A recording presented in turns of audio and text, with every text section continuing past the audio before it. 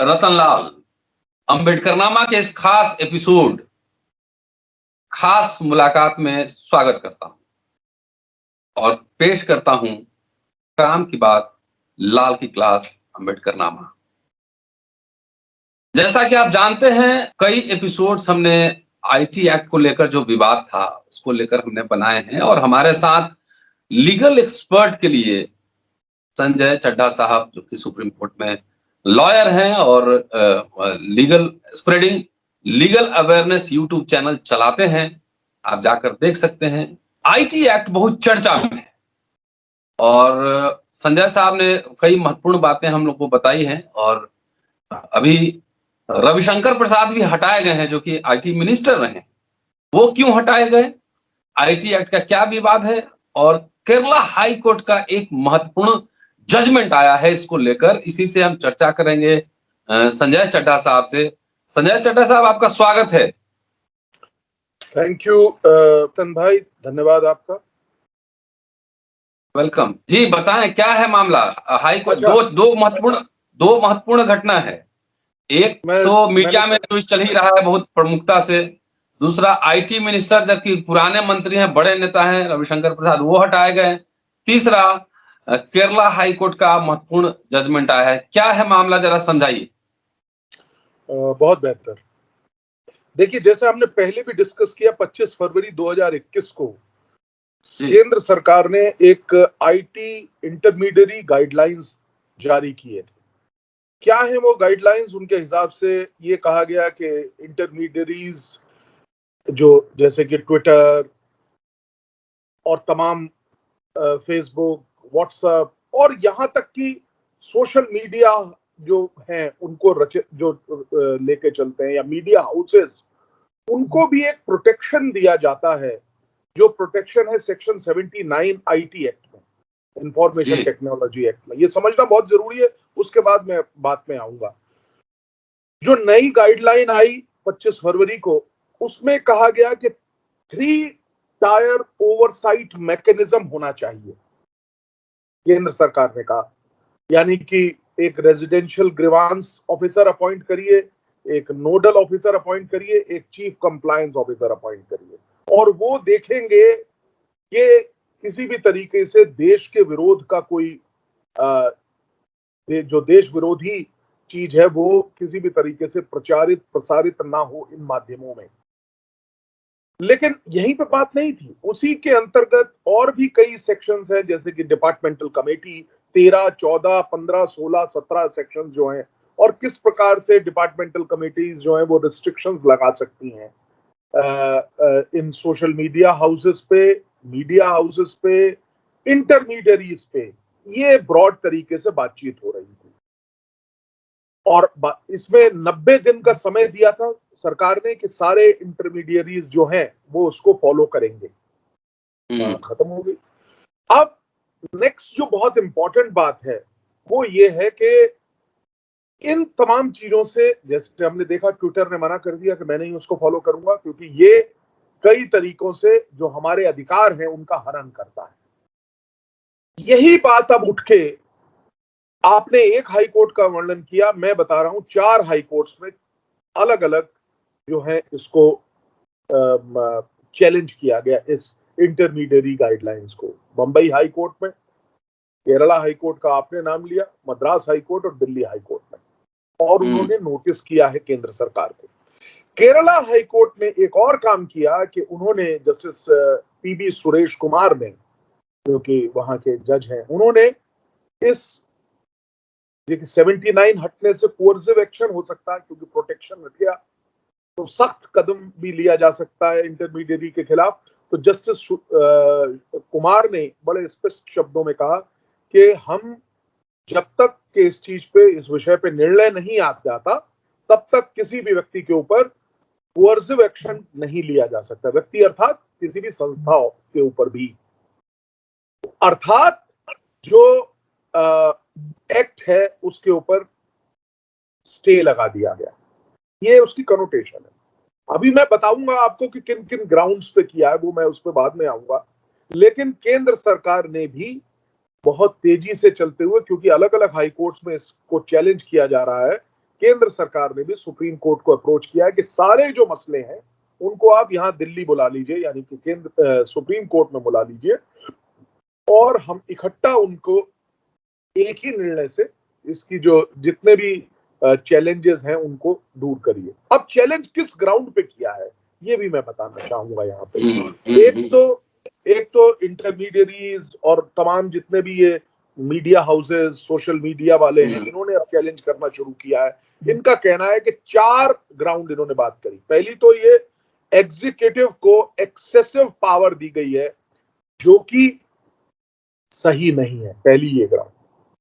Number दूसरी जो ground है आर्टिकल 19(1)(a) हमने देखा है, उसकी ग्राउंड पे जो चैलेंज किए जाते हैं, चैलेंज किया है कि फ्रीडम ऑफ स्पीच और एक्सप्रेशन जो है वो आपको आपके हनन होगा उसका, दूसरी ग्राउंड।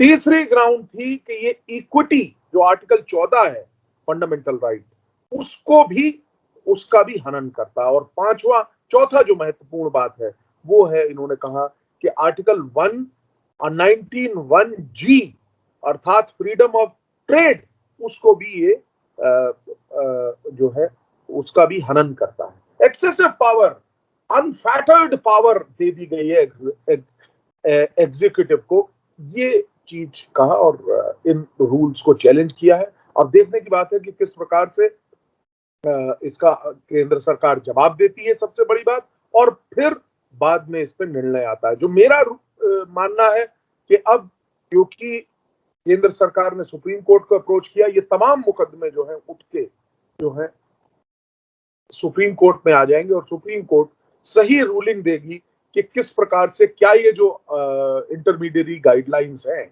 ये लागू होनी चाहिए या उनमें रिस्ट्रिक्शंस कितने लगने चाहिए। केंद्र सरकार की पावर है वो कितनी होनी चाहिए। स्पष्ट शब्दों में सिर्फ इतनी सी बात। तो उसमें जो स्टे आया है, देखिए देखने में तो ये लग रहा है कि टेक्नोलॉजी हाई फाई मामला है और बड़े मीडिया में और फ्रंट पेज पे आ रहा है खबर, लेकिन तो आम जीवन को जो आदमी शिक्षित नहीं भी है लेकिन मोबाइल फोन यूज करता है, प्रत्यक्ष और परोक्ष रूप से पूरी आबादी को इम्पैक्ट डालने वाला है।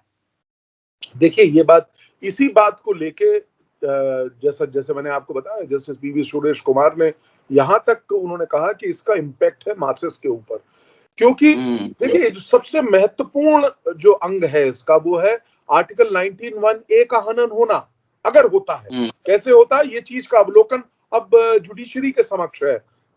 अगर ये रिस्ट्रिक्शंस, एक्सेसिव पावर एग्जीक्यूटिव को दे दी जाती है तो हमारी डेमोक्रेसी के लिए भी ये खतरा है, क्योंकि आप भी जानते हैं, मैं भी जानता हूं, आर्टिकल 19(1)(a) जो कि freedom of speech and expression है, वो संभवतः सबसे महत्वपूर्ण पिलर है हमारी डेमोक्रेसी का, ऐसा मेरा मानना है और ऐसा बहुत बड़े बड़े लॉ के जो विद्वान लोग हैं उनका भी यही मानना है।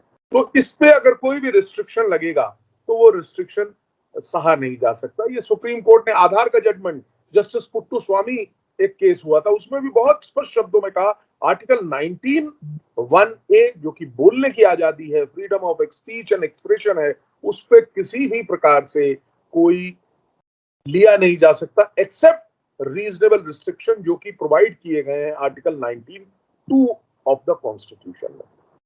तो ये जो है इन्हीं ग्राउंड्स पे सुप्रीम कोर्ट को नोटिस हुआ है डिफरेंट हाई कोर्ट से?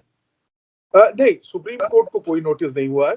नहीं, हाई कोर्ट से जो ना सरकार को, सॉरी सरकार को तो नोटिस हुआ है। मिनिस्ट्री ऑफ आईटी को हुआ है, इलेक्ट्रॉनिक्स मिनिस्ट्री को और इंफॉर्मेशन ब्रॉडकास्टिंग मिनिस्ट्री, तीनों मिनिस्ट्रीज को नोटिस किया है। बॉम्बे हाई कोर्ट ने भी, दिल्ली हाई कोर्ट ने भी और केरला हाई कोर्ट ने तो आगे बढ़ते हुए कोर्सिव एक्शन को ही, यानी कि इंपॉर्टेंट जो पार्ट है सेक्शन 7 आईटी एक्ट का, उस पर भी स्टे लगा दिया है। अर्थात अगर किसी भी प्रकार से कोई व्यक्ति इसको नहीं मानता और उसके ऊपर कोई मुकदमा होता है तो वो मुकदमा नहीं चलेगा, क्योंकि अब स्टे है।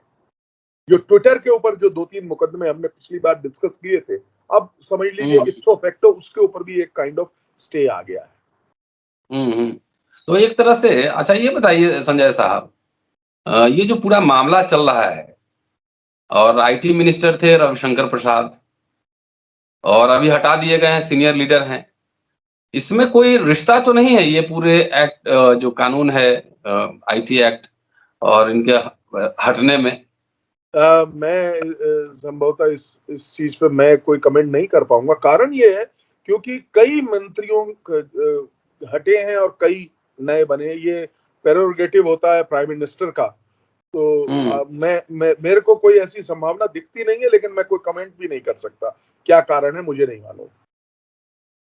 चलिए, कीप अस अपडेटिंग और हर समय अपडेट करते रहिए। और बहुत महत्वपूर्ण है साथियों, ये जितना आपको आसान दिख रहा होगा कि ट्विटर से आप अफेक्ट नहीं हो रहे हैं, मान लीजिए, या फेसबुक या ये हमारा यूट्यूब चैनल भी है, इससे अफेक्ट नहीं होते। ये हटा दीजिए अपने दिमाग से। अगर ये लागू हो गया, अगर अंकुश लग गई, तो जो हम लोग बात कर रहे हैं संभवतः उस पे भी एक तरह का अंकुश होगा। और जो सरकार को लगेगा कि अच्छा है, वो यूट्यूब चैनल पे प्रमोट होगा। और जो लगेगा जहां सरकार की आलोचना है, एक कंस्ट्रक्टिव आलोचना की मैं बात कर रहा, वहां पे उसको स्लो कर दिया जाएगा या मुकदमे में फंसाया जाएगा। बहुत लोग परेशान होकर उसको छोड़ देंगे। जो आप देख रहे हैं अम्बेडकरनामा पे जो बौद्धिक विमर्श लगातार जारी है, साहित्य को लेकर, इतिहास को लेकर, भाषा को लेकर, कानून को लेकर, ये तमाम आपके पास नहीं पहुंच सकता। इसलिए संजय साहब हैं, हमारे दोस्त भी हैं, इनकी ये जो बातें कह रहे हैं बहुत ही शोध करके आते हैं। और ज्यादा से ज्यादा लोगों तक ये बातें पहुंचाइए, ज्यादा शेयर कीजिए, सब्सक्राइब कीजिए। और इनका जो यूट्यूब चैनल है स्प्रेडिंग लीगल अवेयरनेस, उसको भी जरूर सब्सक्राइब कीजिए। शुक्रिया संजय साहब, आपसे फिर मुलाकात होती है जल्दी। Thank you. Thank you. Thank you.